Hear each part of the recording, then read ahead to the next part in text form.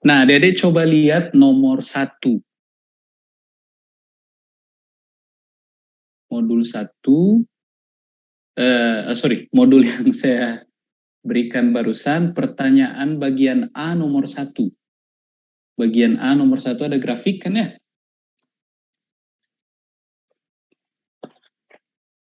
Sekalian kita refresh ulang materi di kelas. Adik-adik coba lihat, gambar di samping adalah grafik kecepatan suatu partikel yang bergerak sepanjang sumbu X. Apakah partikel berhenti sesaat?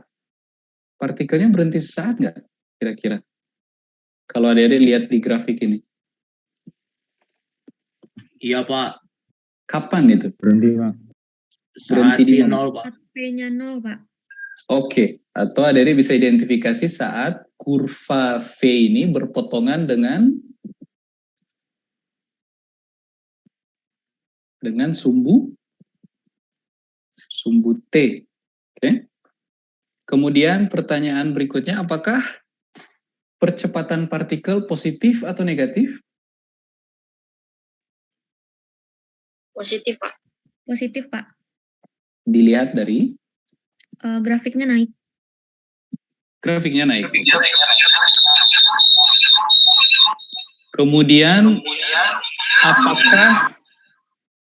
apakah percepatan partikel konstan atau berubah terhadap waktu?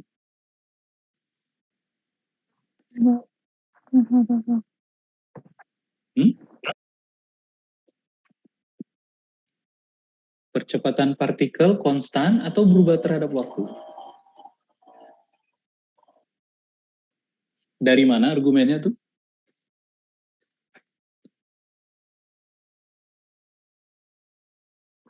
Oke, garis lurus saja, sehingga turunan pertamanya bilangan yang konstan.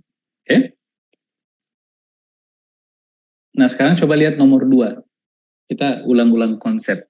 Pada saat T sama dengan 0, partikel bergerak sepanjang sumbu X pada posisi X0 sama dengan min 20 meter. Tinjau tanda dari kecepatan awal partikel V0 dan percepatan partikel A, dan A ini nilainya konstan, untuk 4 kasus berbeda. Kasus pertama, kecepatan awal positif, percepatan positif. Terus kasus kedua, kecepatan positif, percepatan negatif. Kasus ketiga, kecepatan awal negatif, percepatan positif. Kemudian kasus keempat, kecepatan awal negatif, percepatan juga negatif. Pada kasus yang mana partikel akan berhenti sesaat?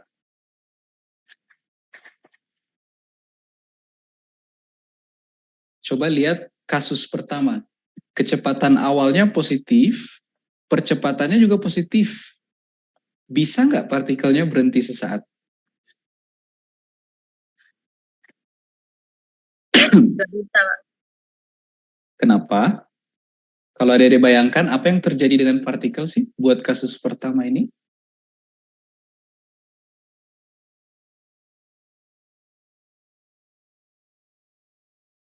Apa yang terjadi dengan partikel di kasus pertama? Dipercepat, Pak. Ya, di semua kasus dipercepat. Kan A-nya tidak nol kan di semua kasus. Ya nggak sih? Tapi apa yang terjadi? Coba ceritakan ke saya. Kasus pertama ini partikelnya bergerak kayak apa? Kira-kira.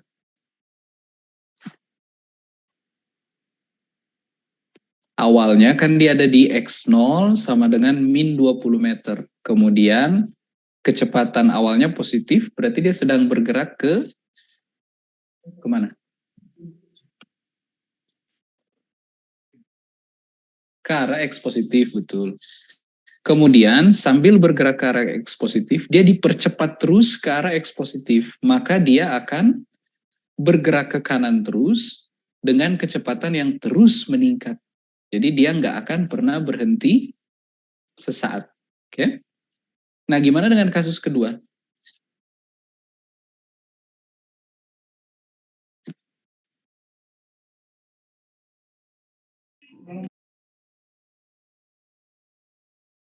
Gimana dengan kasus kedua?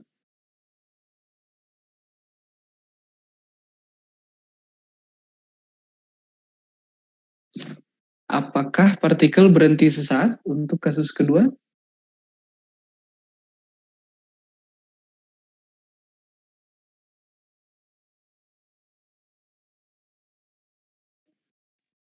Iya. Coba ceritakan apa yang terjadi di kasus kedua.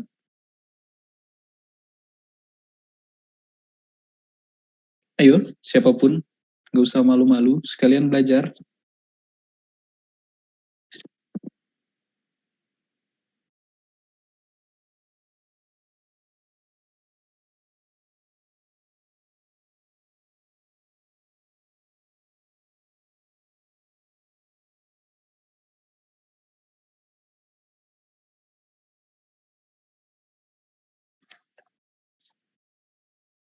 Ayo, coba ceritakan apa yang terjadi di kasus nomor 2 sih.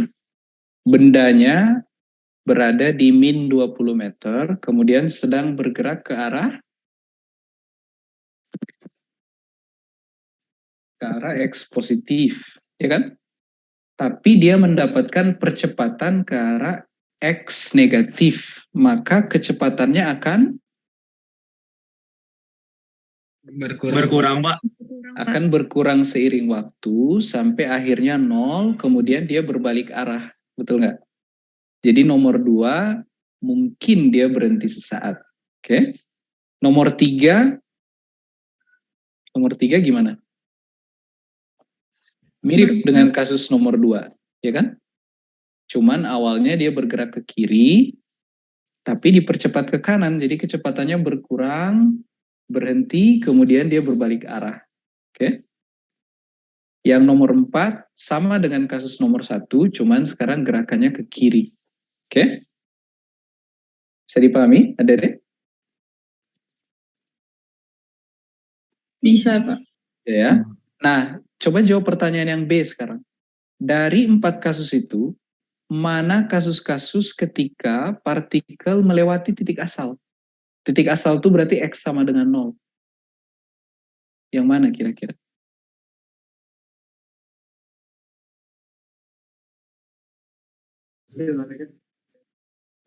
Ini yang 2 dan 3, Pak. 2 dan 3. Cuma yang 2 dan 2 dan 3. 2 dan 3 saja, betul. Cuma 2 dan 3. Kalau, kok cuma 2 dan 3? 1 nggak mungkin? Pak. 1. 1 Ya. mungkin kan ya? 1 yang pasti justru. Iya. 1 dia pasti, kasus Mm-mm. pertama pasti akan melewati titik asal, titik 0,0. 2 dan 3 bisa, tapi yang 2 ini ada dilihat, perhatikan baik-baik yang kasus nomor 2. Kalau kita gambarkan di ini, lintasannya sumbu X, ini titik 0, ini min 20. Oke? Satuannya meter.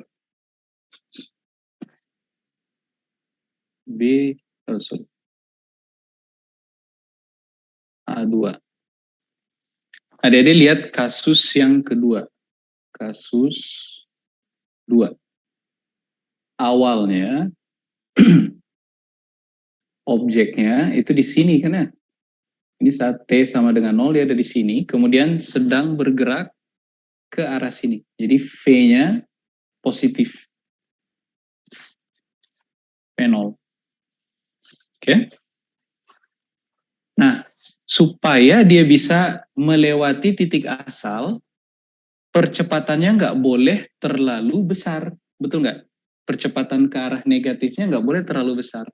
Karena kalau percepatan ke arah negatifnya terlalu besar, maka dia nggak akan sempat melewati titik 0,0.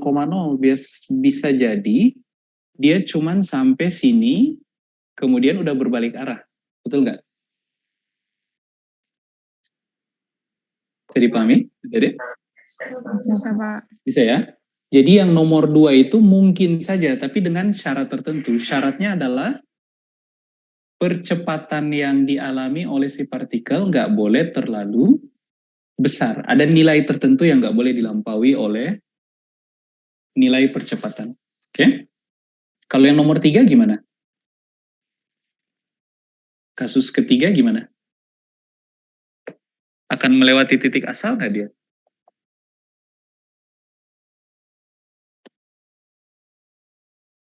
Nomor 1 pasti. Nomor 2 ada kondisi tertentu supaya dia bisa melewati titik asal. Kalau yang ketiga? Ketiga gimana, adik-adik? Pasti nggak dia melewati titik asal? Tidak, Pak. Masa? Pasti kan ya? Coba lihat, yang nomor 3 itu, kasus 3,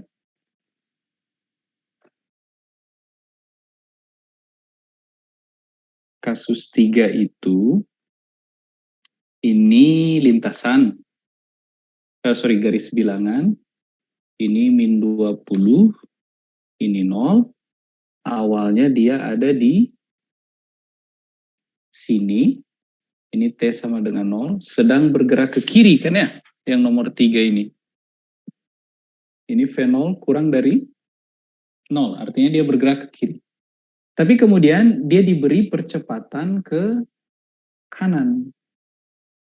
Dia mendapatkan percepatan ke kanan. Percepatan positif dan konstan.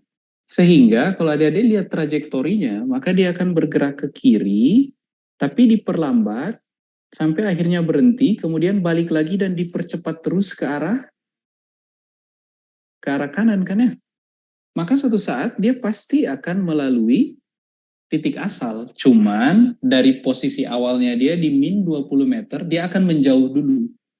Ya enggak? Adik-adik bisa paham? Bisa, Pak. Bisa ya? Kalau yang 4 gimana?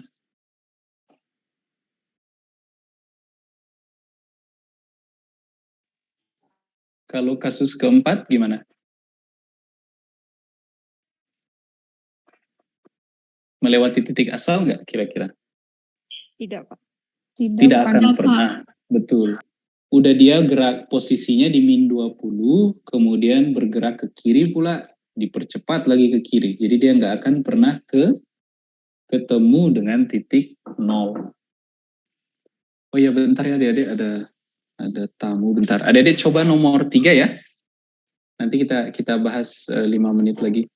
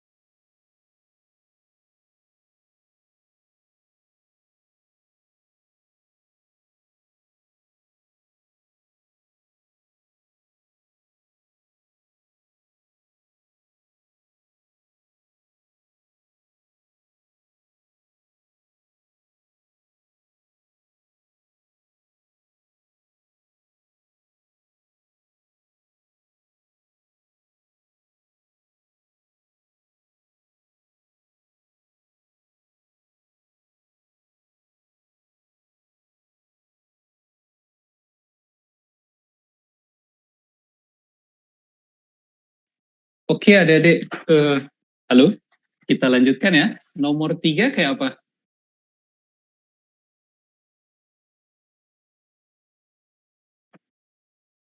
Ini adik-adik diberikan, suara saya kedengaran kira-kira? Kedengaran. Terdengar, Pak.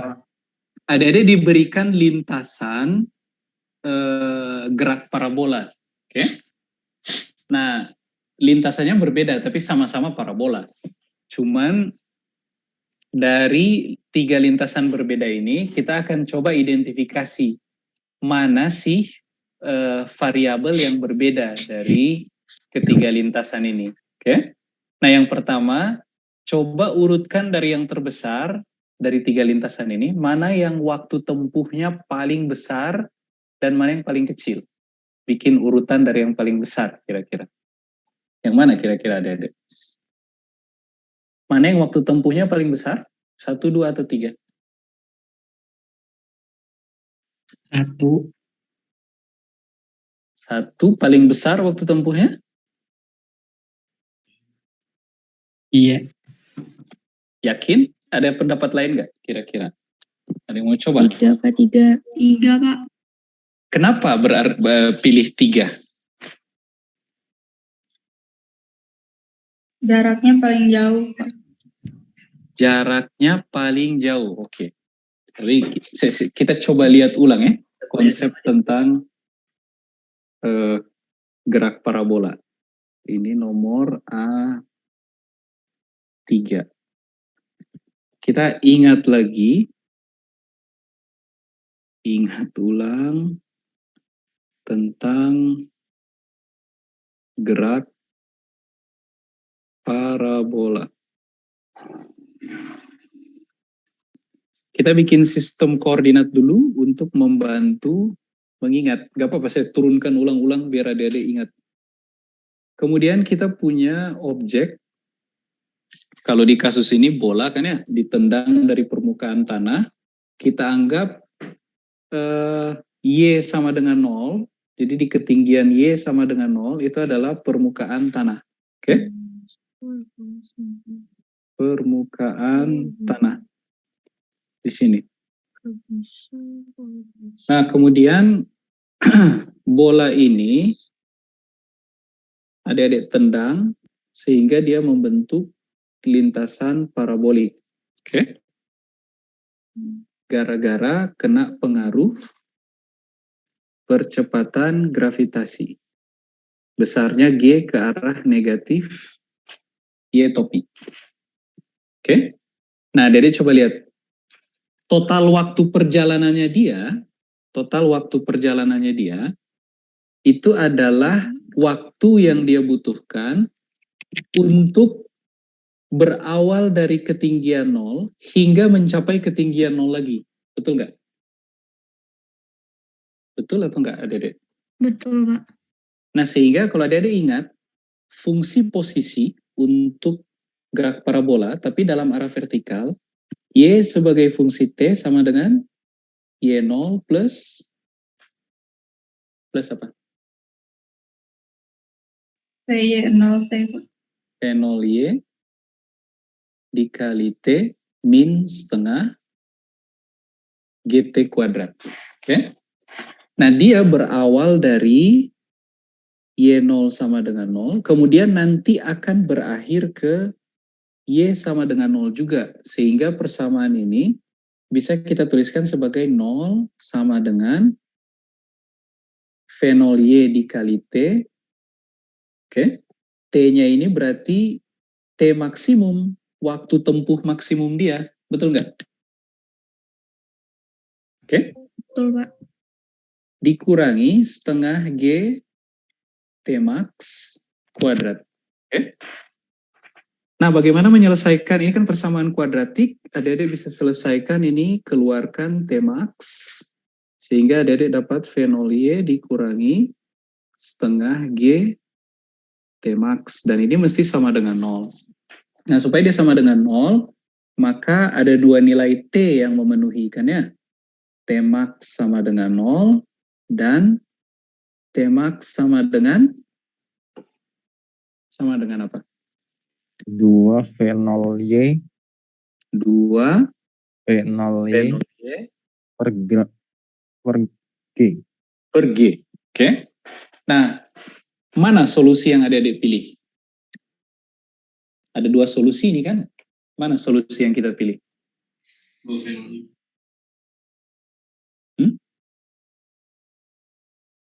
Yang kanan atau yang kiri?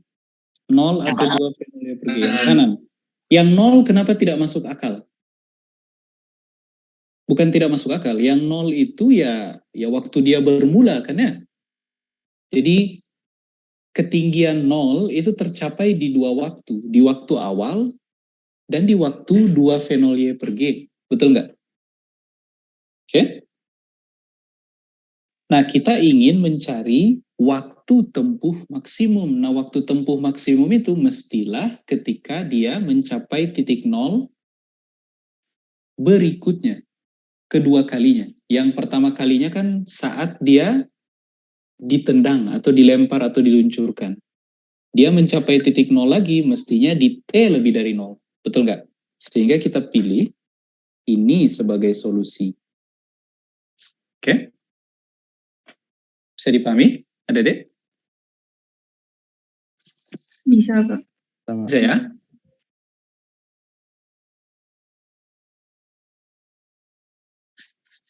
Ada komentar dulu nggak sampai sini?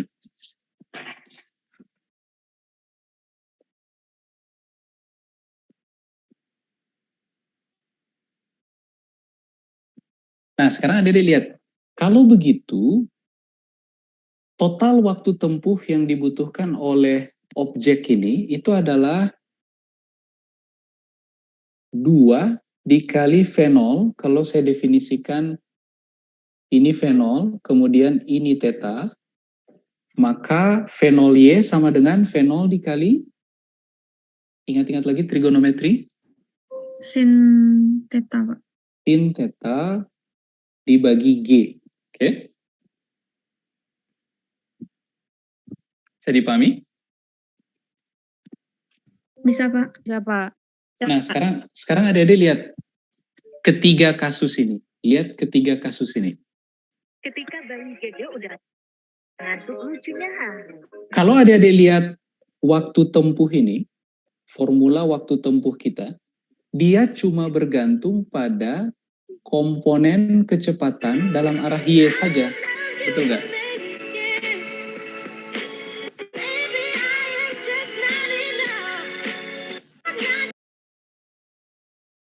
Adik-adik coba lihat formula waktu tempuh ini. Waktu tempuh maksimum itu cuma ditentukan dari V0 Y saja. Komponen kecepatan dalam arah vertikal. Betul nggak? Betul, Pak. Betul ya? Nah, sekarang adik-adik coba lihat 3 kasus ini. Perhatikan 3 kasus di soal. Bukankah ketiga kasus ini mereka mencapai ketinggian maksimum yang sama, kan ya? Iya, Pak. Betul nggak? Iya, Pak. Mereka mencapai ketinggian maksimum yang sama. Artinya apa, adik-adik? Kalau mereka mencapai ketinggian maksimum yang sama. Coba adik-adik bayangkan, 3 bola, masing-masing bola melewati 1 dari 3 lintasan ini. Dilepas bersama-sama, berapapun kecepatan awal mereka, tapi mereka mesti mencapai ketinggian yang sama. Nah, adik-adik bayangkan, apa yang terjadi dengan komponen gerak dalam arah Y? Komponen gerak dalam arah Y akan sama saja kan ya, untuk ketiga kasus ini. Betul atau enggak? Betul, Pak. Yang berbeda dari ketiga kasus ini hanyalah komponen gerak dalam arah horizontal. Ya enggak? Makanya jangkauan maksimum ke arah X memang lebih besar yang 3. Ya kan? Tapi karena mereka mencapai ketinggian yang sama dan sama-sama dipengaruhi oleh negatif 9,8 meter per second kuadrat, mestinya komponen kecepatan mereka dalam arah vertikal sama saja di 3 kasus ini. Betul nggak? Betul, Pak. Betul ya? Betul, Pak. Kalau gitu kesimpulannya apa? Waktu tempuh mereka sama nggak? Sama. Apa? Sama aja, ya nggak? Sama aja. Betul atau enggak? Waktu tempuh mereka sama saja, karena bolak-balik mereka dalam arah vertikal ya sama saja. Kalau gitu kenapa jangkauannya jadi lebih jauh, Pak? Ya karena yang ketiga, komponen komponen horizontalnya paling besar di antara ketiga kasus. Tapi komponen vertikalnya, kecepatan dalam komponen vertikal itu sama saja untuk ketiga kasus. Jadi dia naik dan turun lagi kembali ke titik semula di permukaan tanah, ya sama saja untuk ketiga kasus. Betul nggak? Betul, Pak. Betul ya? Nah, sekarang yang kedua. Komponen kecepatan awal dalam arah vertikal. Sama nggak? Ya mesti sama, ya kan? Ketinggian yang sama, itu berarti mereka kecepatan awalnya sama dalam arah vertikal.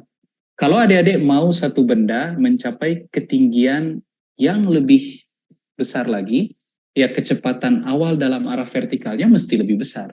Tapi ketiga benda ini, trajektori yang manapun, mereka mencapai ketinggian maksimum yang sama. Berarti mestilah komponen kecepatan dalam arah vertikal sama saja untuk tiga kasus ini. Bisa dipahami? Bisa. Bisa, Pak. Ya. Bisa, Nah, Pak. sekarang yang C, komponen kecepatan horizontal, mana yang paling besar? Yang 3 bukan, Pak. Nomor 3, betul. Pak. Karena dia yang jangkauannya paling besar. Oke. Kemudian, mana yang laju awalnya paling besar?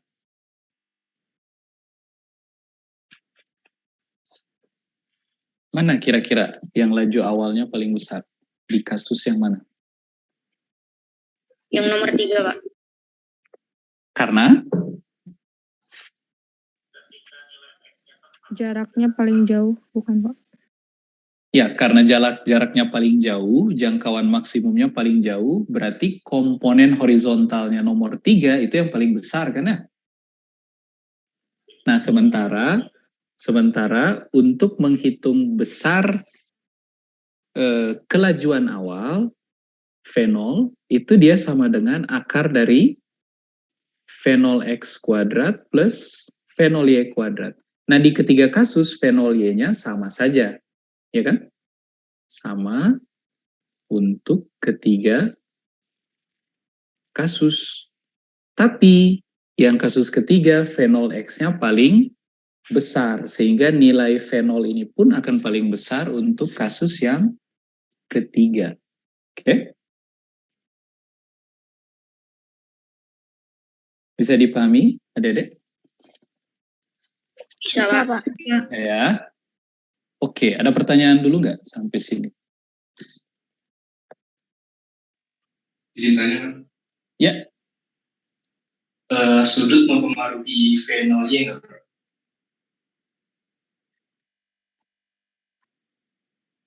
Gimana? Apa tadi? Sudut mempengaruhi kecepatan di komponen Y atau tidak? Apa? Suara kamu nggak terlalu jelas. Sudut mempengaruhi kecepatan di komponen Y atau tidak? Sudut tentu.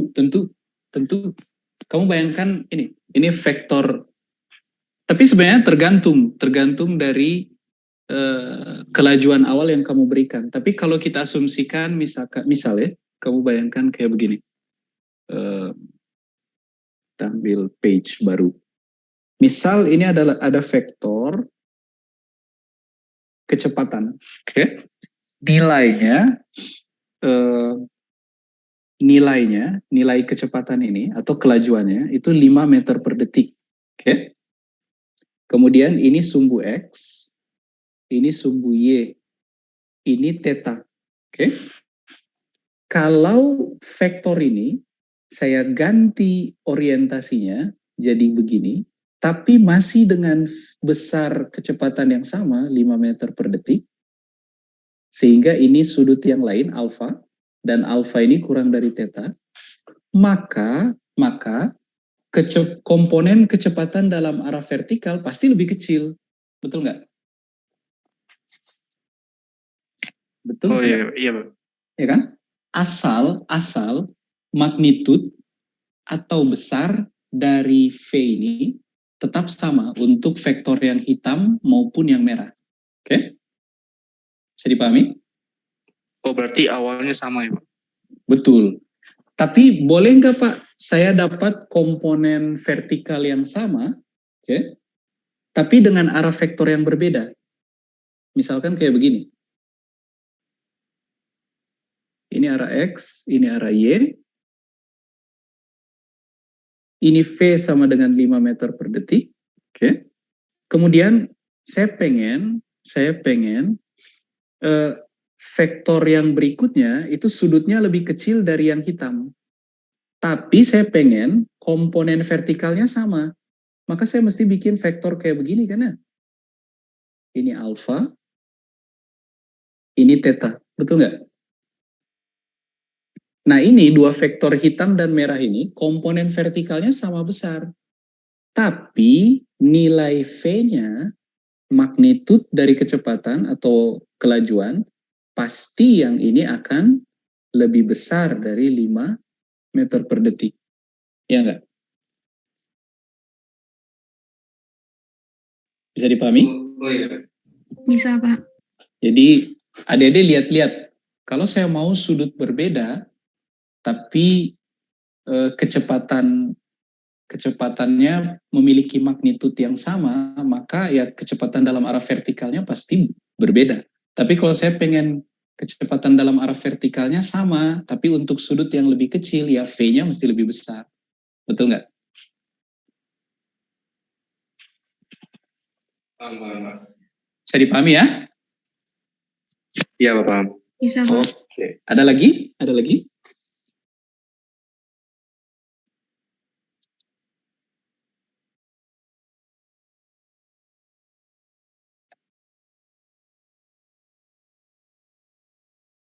Ada lagi kira-kira?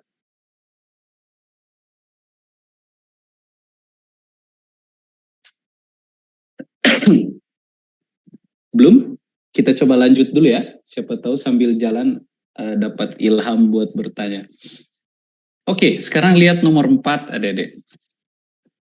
Nomor 4, ada bola dilemparkan dari permukaan tanah dengan laju awal dan sudut elevasi tertentu. Sudut elevasi itu ya theta tadi. Gambar di samping menunjukkan grafik jangkauan horizontal terhadap sudut elevasi.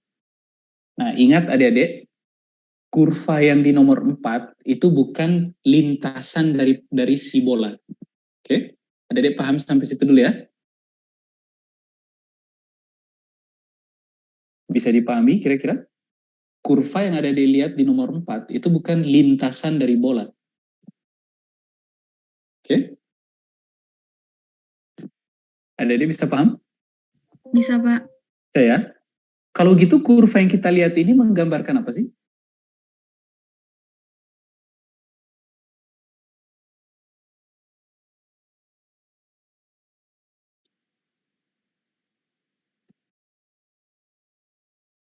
Menggambarkan apa sih kira-kira adik-adik?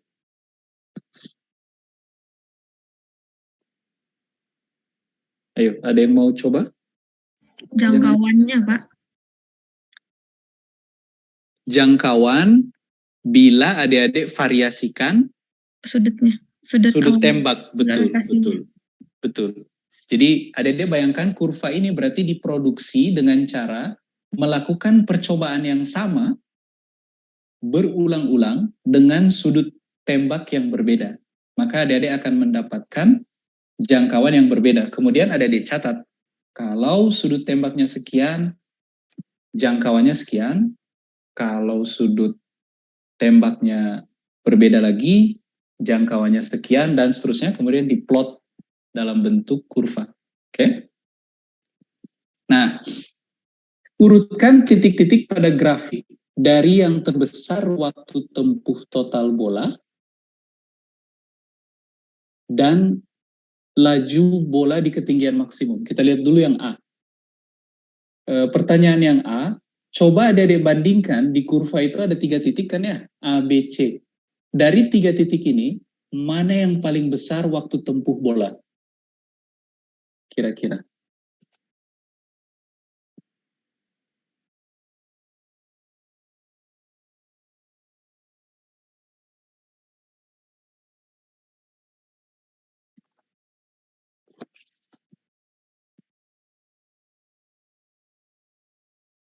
Ingat adik-adik, tadi waktu tempuh bola, Tmax sama dengan apa?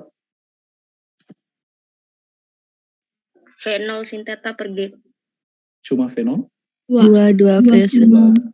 2 V0 sin theta per G. Oke.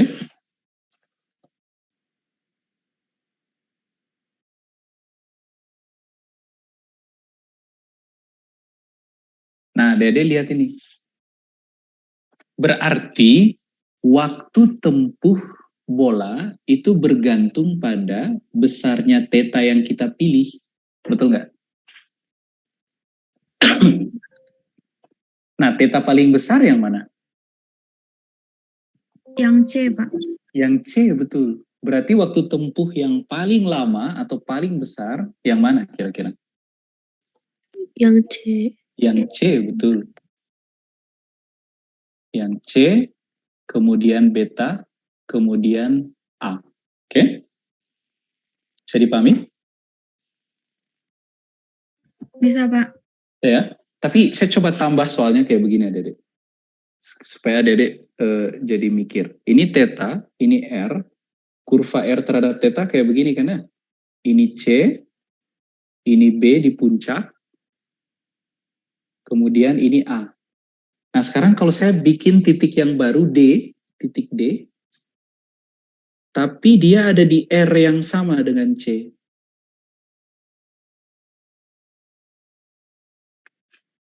Titik D. Ini bukankah menggambarkan fenomena yang waktu itu saya ceritakan ke adik-adik di kelas? Bentar, saya coba share screen ya. Mana materi?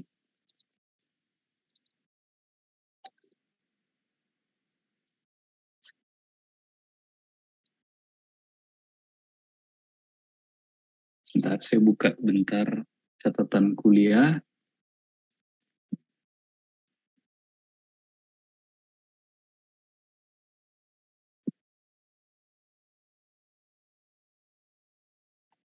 Gerak parabola.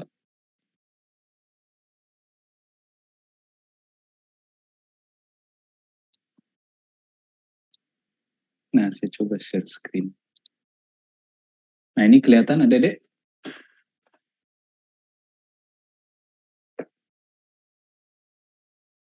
Ini udah kelihatan? Kelihatan, Pak. Udah, Pak. Ada lihat kurva yang merah dengan yang biru. Sudut tembaknya berbeda, tapi jangkauan maksimumnya sama. Benar nggak? Benar, Pak. Nah, ini menggambarkan titik C dan D tadi. Adik-adik kebayang? Makanya kurva R terhadap theta itu juga bentuknya parabola. Karena ada 2 nilai theta yang berbeda, tapi bisa menghasilkan nilai jangkauan maksimum yang sama. Adik-adik bisa paham? Bisa, Pak.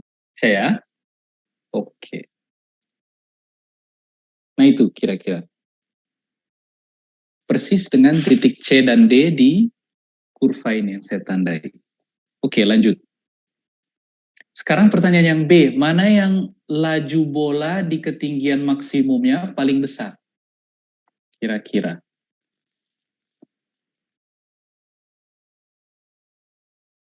Mana yang laju di ketinggian maksimumnya paling besar? Di ketinggian maksimum, komponen kecepatan seperti apa kira-kira?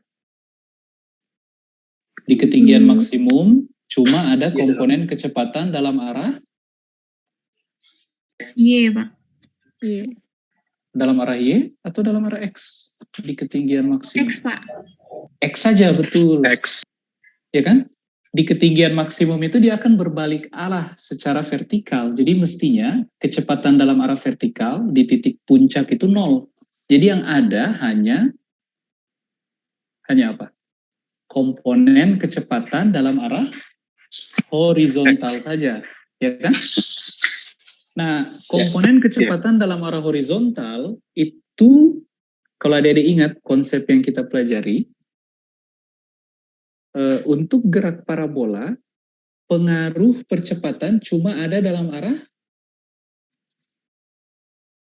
vertikal saja, ya kan? Sehingga komponen kecepatan dalam arah horizontal, V dalam arah X, itu selalu sama dengan V0 cos theta. Betul nggak? Betul, Pak. Betul ya? Nah, sehingga kalau kita mau membandingkan laju bola di ketinggian maksimum, itu sama dengan kita ingin membandingkan berapa di kasus yang mana komponen kecepatan dalam arah horizontalnya paling besar, ya kan? Nah, sekarang ada dilihat, supaya Vx besar, maka theta mesti besar atau kecil? Kecil, Pak. Mesti kecil, ya kan? Kalau begitu, A, B, dan C, mana yang komponen kecepatan dalam arah horizontalnya paling besar? Yang A, Pak. Yang A, Yang Pak. A, betul. Yang A. Dengan kata lain, kelajuan di ketinggian maksimum juga A yang paling besar. Ya kan? Betul nggak? Bapak punten boleh ulang nggak, Pak? Coba lihat ya. Kecepatan di titik puncak, saya tulis di sini ya. Kecepatan di ketinggian maksimum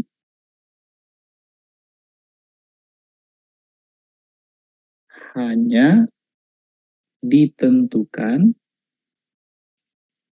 oleh Vx saja, ya kan? Karena di ketinggian maksimum Vy sama dengan 0. Sementara Vx konstan terus. Karena tidak dipengaruhi percepatan. Jadi untuk menghitung kelajuan di titik maksimum, kita cuma butuh Vx saja. Betul atau enggak? Betul, Pak. Sementara Vx-nya sendiri itu sama dengan V0 cos theta. Ya enggak? Betul? Betul, Pak. Betul ya? Nah, sekarang bayangkan kalau untuk semua kasus V0-nya sama, yang berbeda hanya theta, maka dari ketiga kasus ini, mana yang nilai cos-nya akan paling besar? Kalau adik-adik urutkan, theta A lebih kecil dari theta B lebih kecil dari theta C, kan ya? Tapi kalau kita bandingkan cos-nya, cos theta A, cos theta B, cos theta C, mana yang paling besar? Theta A, Pak. Theta A, betul. Theta A yang paling besar. Kalau begitu, karena V0 di ketiga kasus sama, maka Vx mana yang paling besar?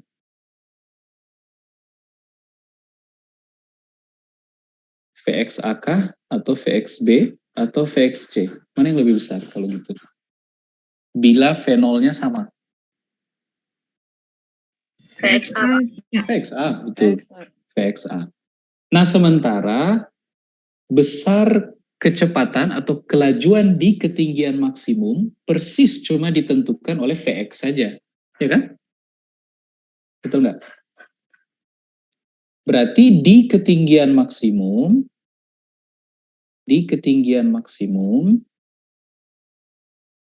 kita bisa simpulkan bahwa besar kecepatan paling tinggi adalah A, kemudian B, terakhir C. Betul nggak? Betul, Pak. Betul ya? Oke. Bisa dipahami, adik-adik? Bisa, Pak. Ya. Tapi sekarang saya coba ini, tambah pengetahuan. Kapan ini boleh dilanggar, adik-adik? Kan kalau theta A kurang dari theta B kurang dari theta C, maka implikasinya ini kan ya? Betul nggak? Betul atau enggak? Betul, Pak. Betul, Pak. Kapan ini boleh dilanggar? Ini cuman berlaku kalau theta A, theta B, theta C ada di kuadran 1. Jadi theta A, theta B, theta C nilainya di antara 0 sampai pi per 2. Betul nggak? Betul, Pak. Betul, Pak. Ya?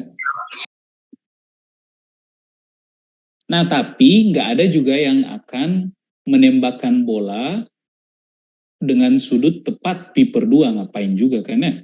Iya nggak sih? Atau dia nggak akan tembak dengan sudut negatif. Sudut negatif kalau dari permukaan tanah, ini theta kan ya. Sudut negatif berarti nembak ke sini, ngapain gitu. Iya nggak? Nembak ke tanah berarti. Oke?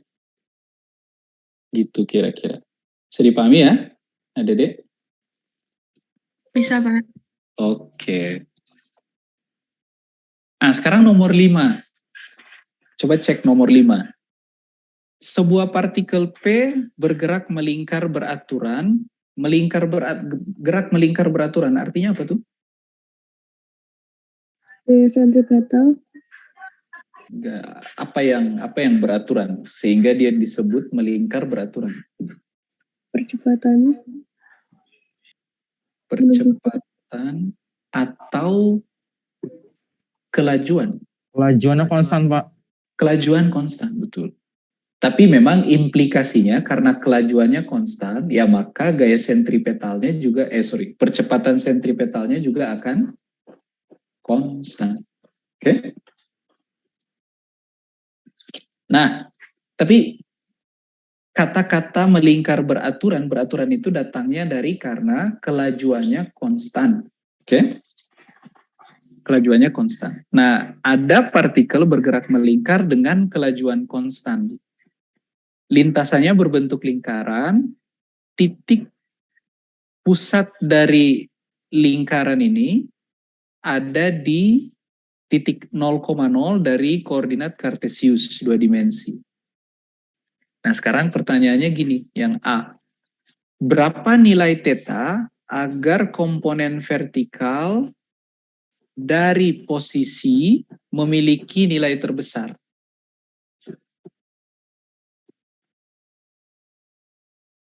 Jawabnya gimana, Dede?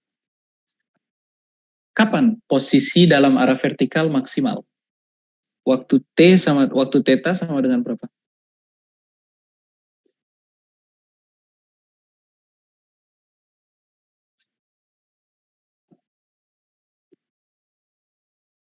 Ayo.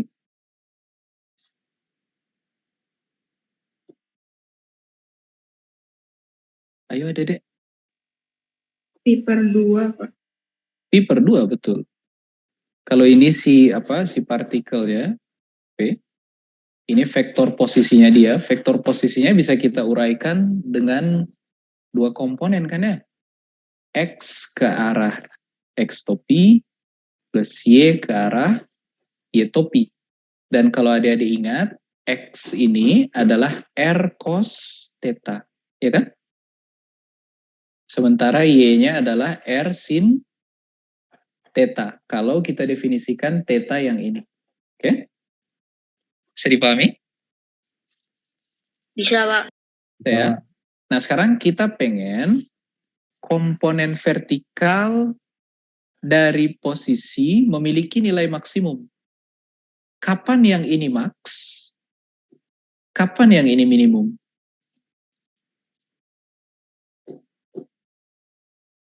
Kalau sin theta sama dengan 1, sementara yang ini sama dengan 0 kan ya? Betul nggak? Betul, Pak.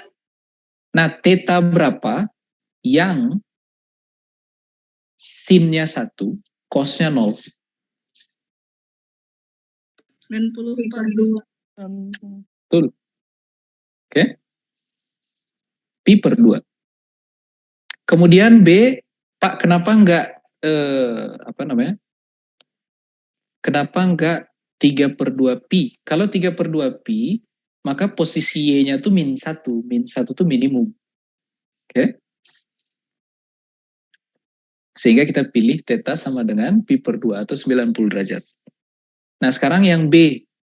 Berapa nilai theta supaya komponen vertikal dari kecepatan memiliki nilai maksimum? Gimana, Dede?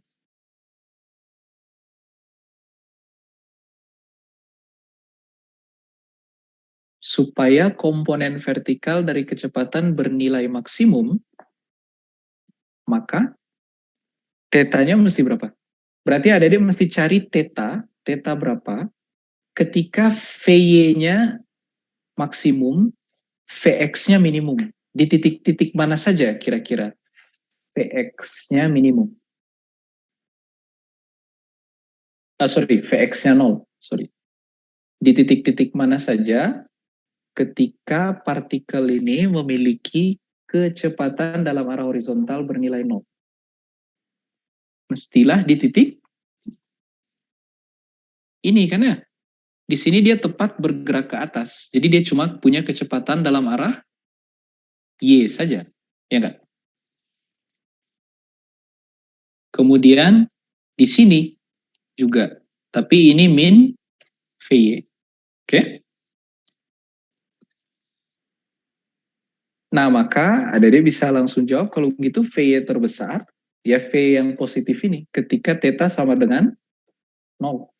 Ya enggak? Iya, Pak. Bisa dipahami? Bisa, Pak. Bisa ya? Nah, sekarang pertanyaannya gini. Di theta berapa, yang C sekarang, theta berapa supaya komponen vertikal dari percepatan bernilai terbesar? Percepatan yang dialami oleh partikel ini arahnya kemana?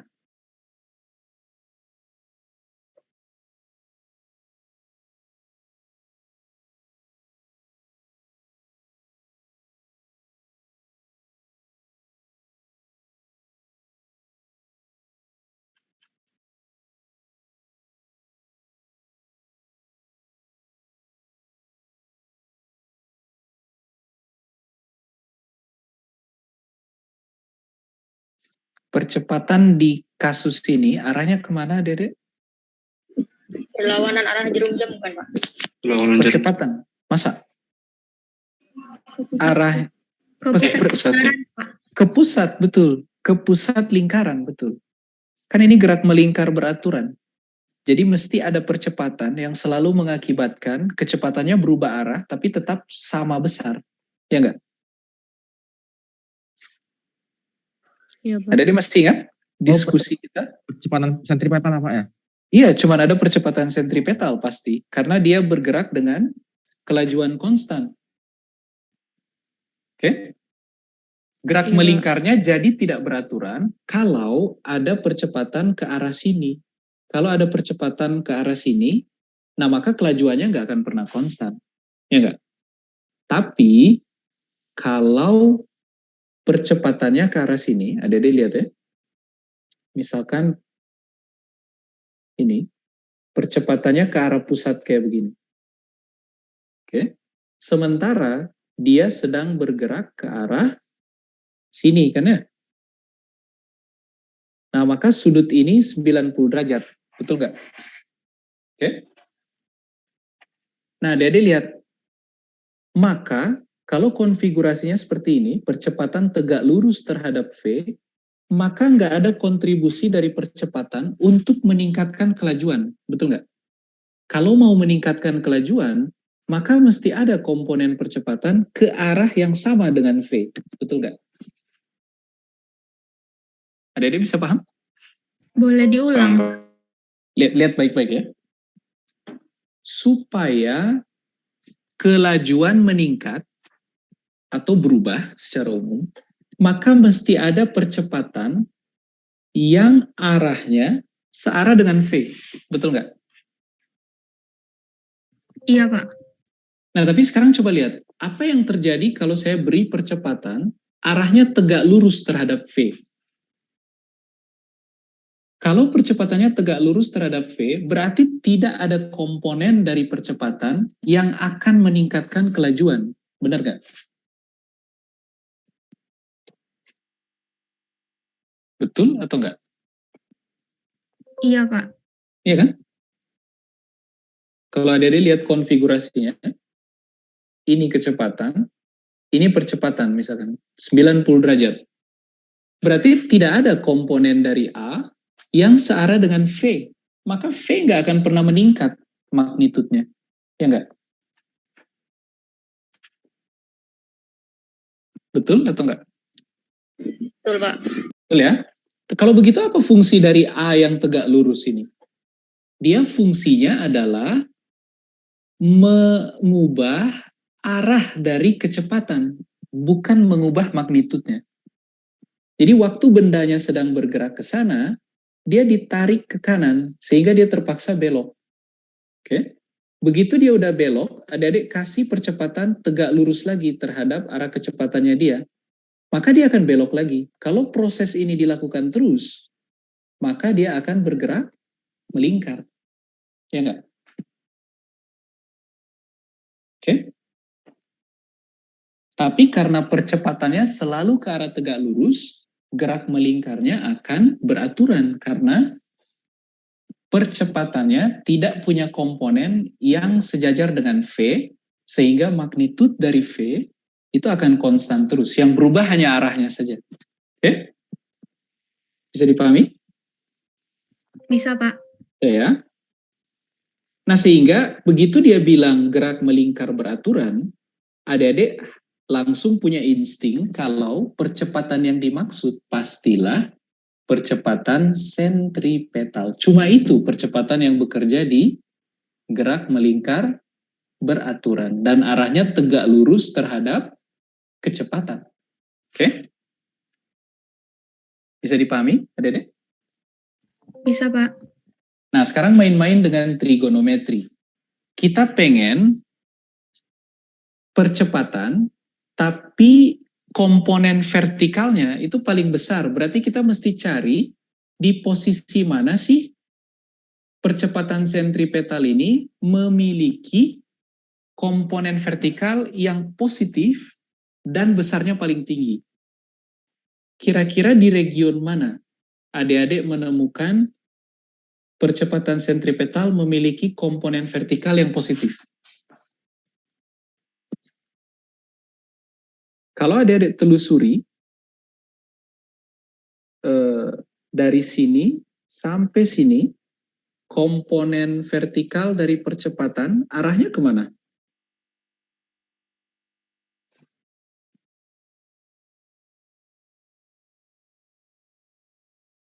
Ke arah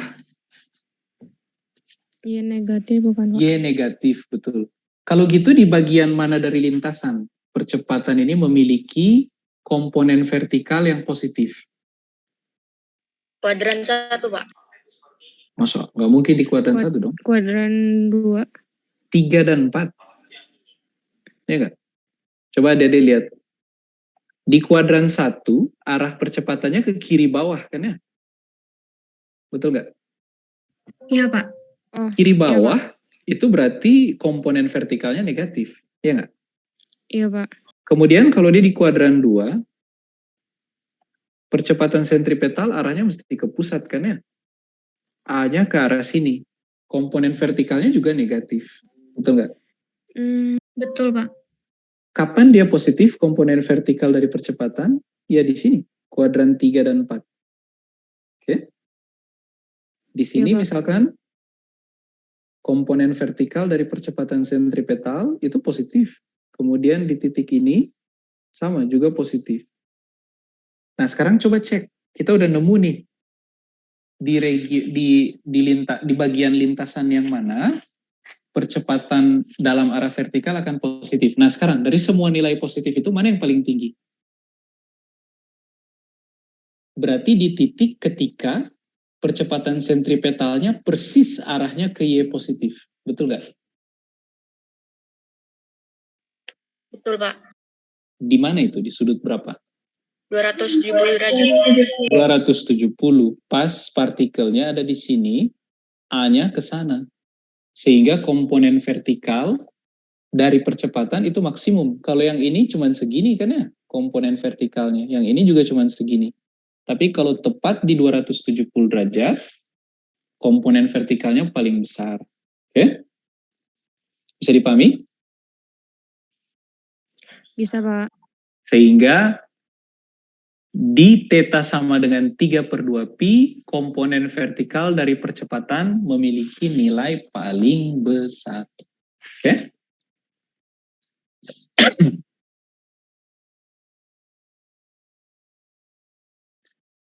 Sampai sini ada pertanyaan dulu?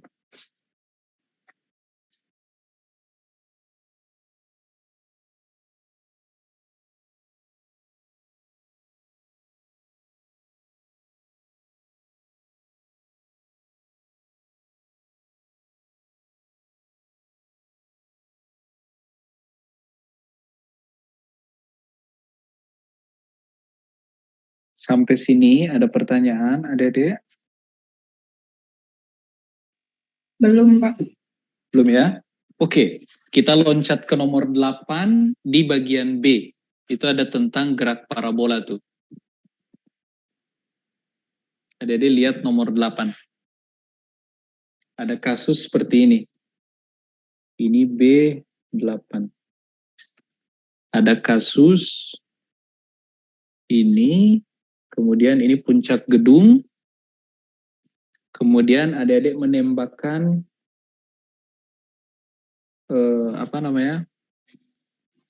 sebuah proyektil obola dari ketinggian ini menuju ke sini. Oke? Bisa dipahami? Bisa, Pak. Saya. Nah, dari sini ke sini, kita bikin garis-garis bantu. Dari sini ke sini, itu jaraknya adalah D. Kemudian sudut yang ini, theta. Kemudian dari sini ke sini, H. Kita bisa pakai acuan pengukuran, titik awal ini Y sama dengan 0. Betul nggak? Betul, adik-adik? Betul, Pak. Nah, kemudian puncak gedung kita sebut sebagai Y sama dengan H. Oke? Oke, Pak. Nah, tentukan jarak horizontal yang ditempuh oleh bola. Oke? Nah, untuk menghitung jarak horizontal atau D, kita mau hitung D, ya kan? D Iya, Pak. itu sama dengan kecepatan dalam arah horizontal dikali waktu tempuh. Waktu tempuh untuk mencapai jangkauan maksimum. Betul nggak? Nah, karena dalam arah horizontal tidak ada percepatan, jadi Vx ini mestinya sama juga dengan V0 X. Jadi saya bisa tulis ini sebagai V0 X dikali T max. Ya nggak? Oke? Bisa dipahami, adik-adik? Bisa, Pak.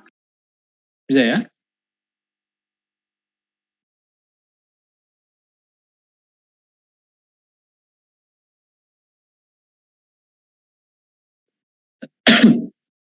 Nah, sekarang adik-adik lihat, kita perlu tahu nih dari soal, adik-adik lihat, di soal diketahui, ada beberapa hal yang diketahui. Pertama, ternyata dia sampai ke atap gedung di ketinggian H, itu 4 detik. Berarti T max itu sama dengan 4 detik. Betul nggak? Kemudian H, 20 meter, theta 60 derajat. Oke? Nah, sekarang ada lihat gerak parabola ini kalau tidak dipengaruhi oleh gesekan udara, maka di ketinggian yang sama mestinya sudut yang ini juga sama-sama theta. Benar nggak? Sama-sama 60 derajat. Simetri dia. Betul nggak? Betul, Pak. Betul ya? Oke. Oke, Pak. Nah, sekarang ada lihat. Untuk bisa menghitung D ini, saya udah tahu Tmax, tapi kita belum tahu yang ini. Phenol X kita belum tahu. Oke? Phenol X itu sama dengan phenol cos theta. Tetanya diketahui, phenolnya belum. Jadi kita ingin cari phenol ini berapa sih? Ya nggak?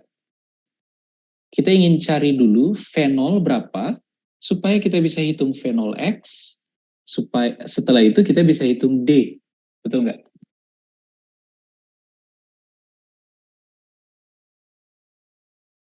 Bisa dipahami ya?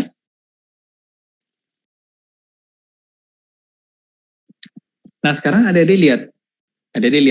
Jangan-jangan informasi sudut yang sama di trajektori ini, jangan-jangan bisa saya gunakan. Ketinggian yang ini juga sama dengan H, kan ya? Betul nggak? Betul, Pak. Betul, Pak. Maka mungkin saya bisa manfaatkan H ini dan informasi sudut di ketinggian H untuk menghitung berapa phenol. Oke? Nah, jadi coba lihat. Kalau kita kembali ke fungsi ketinggian, dia diberikan oleh apa? Y sebagai fungsi T sama dengan Y0 Y0 plus plus phenol Y kali phenol Y dikali T min setengah GT kuadrat. GT kuadrat. Nah, kita mau selidiki besaran-besaran yang berkaitan dengan H. Nah, jadi lihat. Berarti kalau saya start dari ketinggian 0, kemudian pengen tiba di H, oke, maka persamaan ini akan berubah menjadi H sama dengan phenol Y dikali T untuk mencapai H min setengah GT kuadrat untuk mencapai H. Betul nggak? Betul, Pak. Oke. Dan adik-adik tahu bahwa ini sebenarnya mirip dengan persoalan menyelesaikan persamaan kuadratik. Betul nggak? Adik-adik bisa tulis ini sebagai positif setengah GTH kuadrat kurangi phenol Y TH tambah H sama dengan 0. Betul nggak? Atau TH kuadrat min 2 phenol Y per G. Min 2 phenol Y per G dikali TH, ya kan? Tambah 2H per G sama dengan 0. Ini persamaan kuadratik kan ya? Betul atau enggak? Betul, Pak. Betul ya? Nah, Dede lihat solusinya ada 2 kan ya? TH1 sama dengan tertentu dan TH2 sama dengan tertentu. Oke? Bisa dipahami? Bisa. Nah, sekarang Dede lihat waktu untuk mencapai H pertama kali itu ada di sini kan ya? Berarti saat ini itu adalah TH1 yang dimaksud. Kemudian yang ini itu adalah TH2. Betul nggak? Betul, Pak. Nah, TH2 itu adalah Tmax.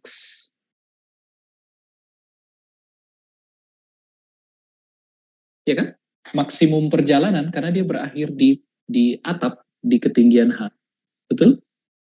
Betul, Pak. Betul, Pak. Jadi saya udah punya buat yang TH2 dia sama dengan yang TH2 dia sama dengan 4. Jadi saya bisa langsung isikan yang ini sama dengan 4 detik. Oke? Nah, kalau adik-adik ingat rumus ABC, Maka sebenarnya TH ini bisa saya tulis sebagai rumus ABC gimana? Min B, ya kan? Min B berarti positif 2 fenol Y per G plus minus akar 2 fenol Y per G kuadrat. akar apa? B kuadrat. B kuadrat berarti 4 fenol Y kuadrat per G kuadrat min 4 4 kali 1 kali 2H per G. per G. Kemudian dibagi dengan 2 kali 1, ya kan? Betul nggak? Iya, Pak. Ini kalau kita sederhanakan, adik-adik dapat fenol Y per G plus minus fenol Y per G plus minus akar dari fenol Y kuadrat per G kuadrat min 2H per G. Betul nggak? Oke?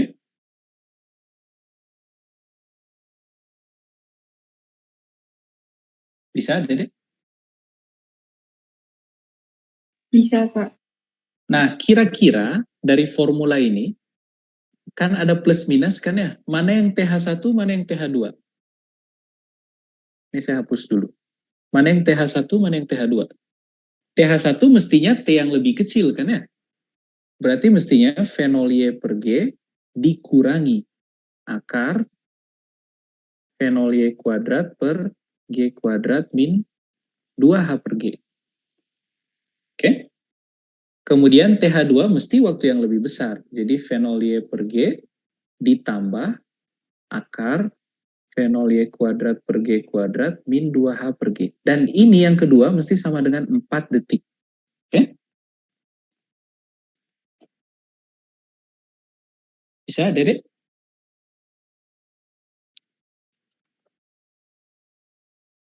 Bisakah?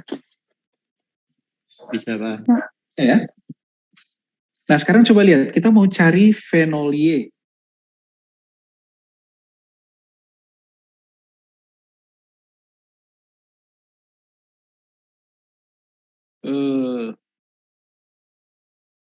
Kita mau cari fenol Y. Adik-adik lihat ini ya. Saya bisa tulis TH2 persamaannya menjadi kayak begini. Fenol Y per G kurangi 4. Oh, atau gini.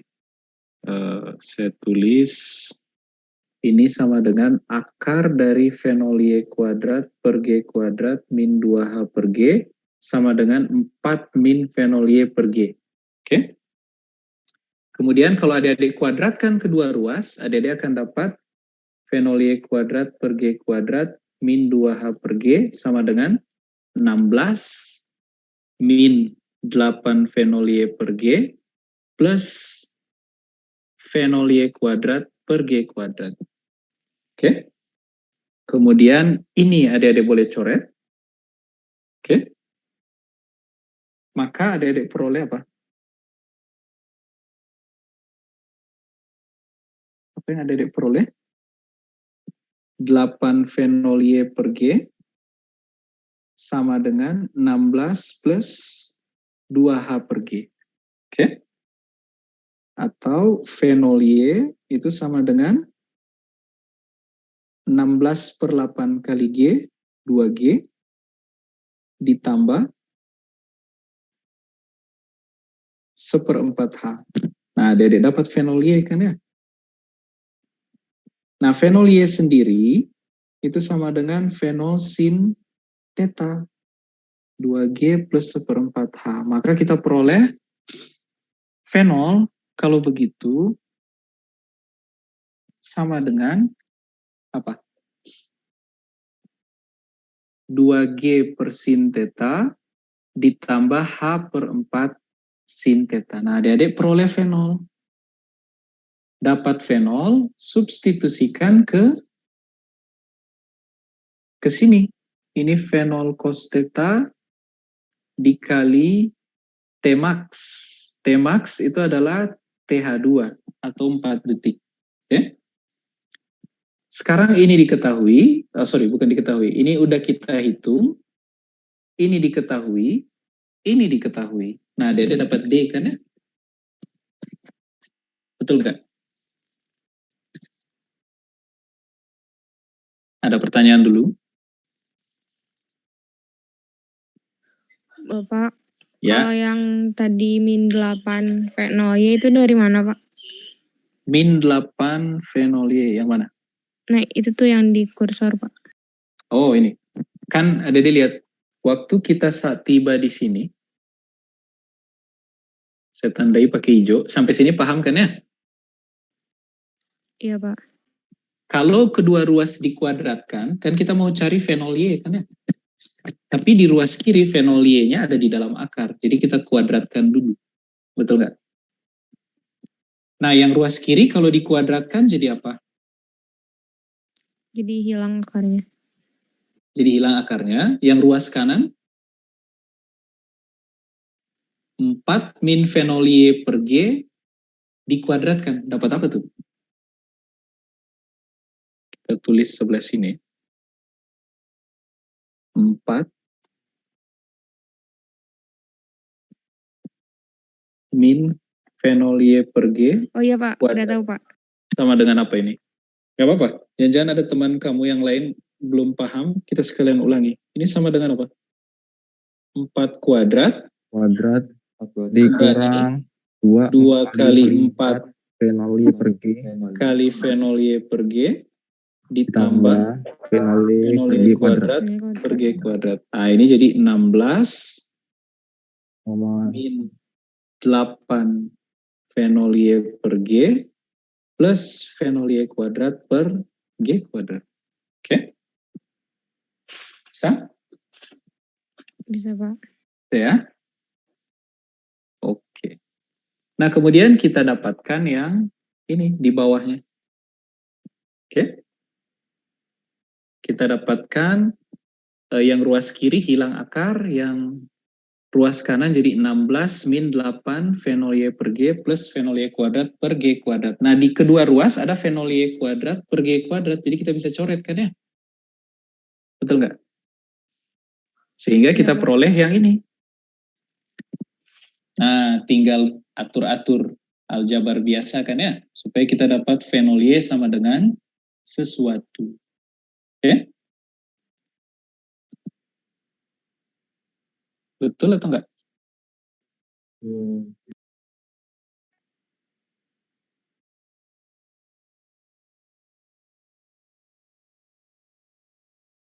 Ayo, ada pertanyaan lagi?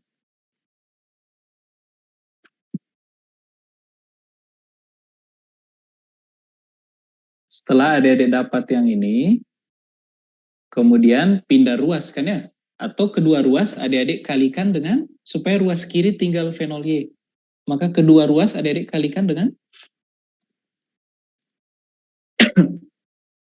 Kali dengan apa? Kedua ruas. G per 8, Pak. G per 8, betul. Dikali G per 8. Maka yang ruas kiri tinggal fenol Y. 16 dikali G per 8, hasilnya adalah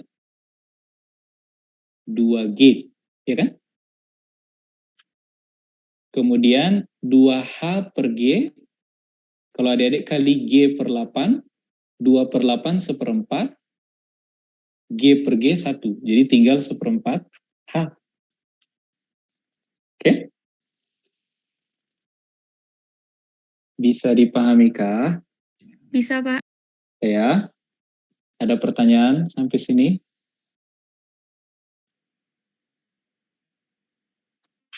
Ada pertanyaan?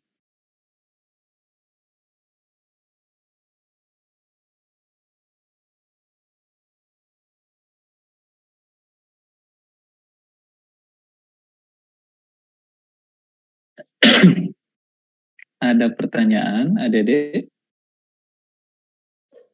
Belum ada, Pak. Belum ada ya? Nah, setelah kita dapat fenol, kita substitusikan kembali ke sini. untuk mendapatkan jangkauan maksimum atau D. Oke?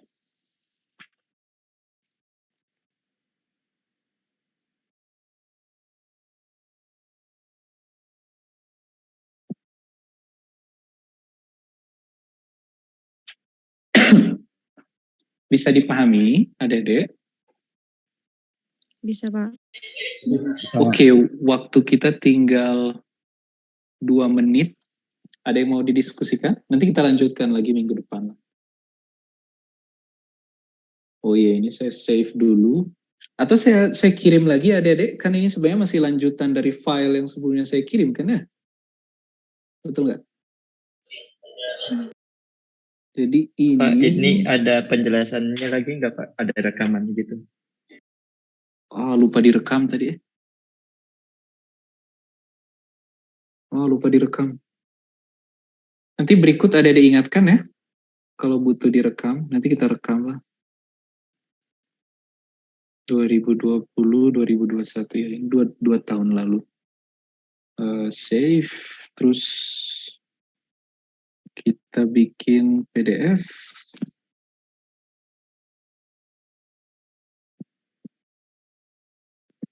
Save. Yes.